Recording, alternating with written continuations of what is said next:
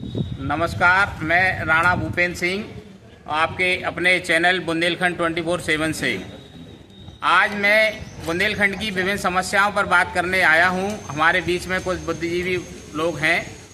बुंदेलखंड की जो मेन समस्या है वो कहीं ना कहीं पलायन की समस्या है, जल संकट की समस्या है, बेहतर शिक्षा, बेहतर स्वास्थ्य की जो समस्याएं हैं उन्हीं पर हम चर्चा करेंगे। और हमारे साथ जुड़ रहे हैं आदरणीय श्री ओम प्रकाश दीक्षित जी। मैं नमस्कार सर। नमस्ते।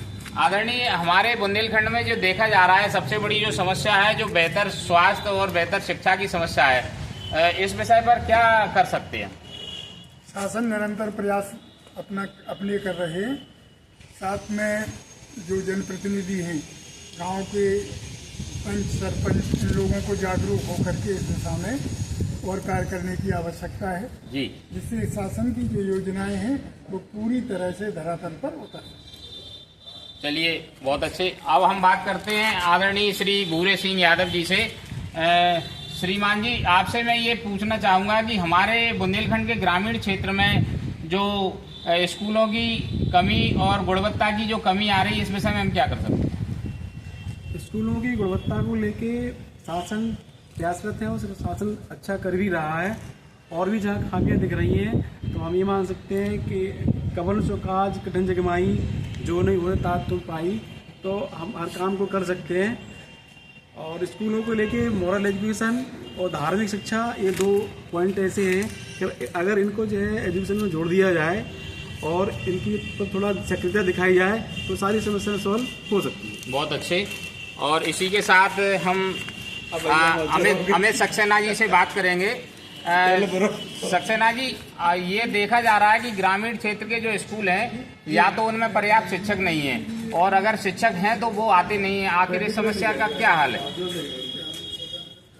जो भी ग्रामीण क्षेत्रों के विद्यालय हैं उसमें शिक्षकों की कमी अधिकतर स्कूलों में है, क्योंकि शासन का जो सेटअप है वो क्या है, सही ढंग से काम नहीं कर रहा है।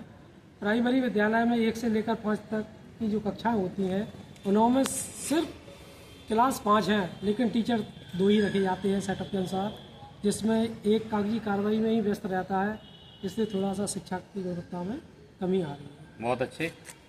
मेरा एक और अंतिम सवाल, प्रतीक सेन जी हमारे बीच हैं। प्रतीक सेन जी, ये जो भयावह गरीबी का निपटारा करने के लिए बुंदेलखंड में हम क्या कर सकते हैं?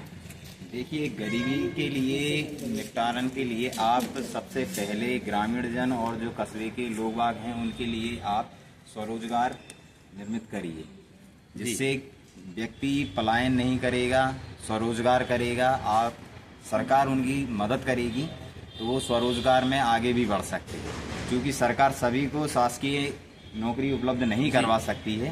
तो कम से कम जो शिक्षित जो निकल रहे हैं वो अपने हिसाब से जो स्वरोजगार करना चाहते हैं उनकी मदद करके, वास्तविक रूप से मदद करके, क्योंकि कागजों में तो बहुत मदद होती है, वास्तविक रूप से मदद करके पलायन की स्थिति और ये गरीबी का उन्मूलन कर सकते हैं। बहुत अच्छी बात कही आपने। आपका बहुत बहुत धन्यवाद।